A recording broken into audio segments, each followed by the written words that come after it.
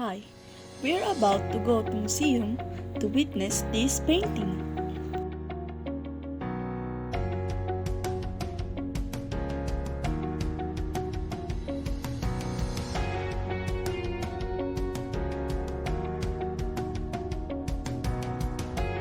What is my favorite artwork?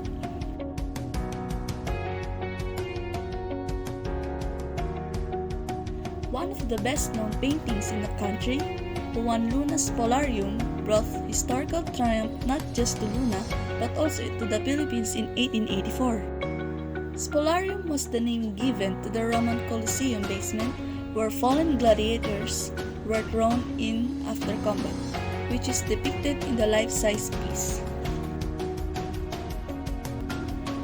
Why the Spoliarium is my favorite artwork?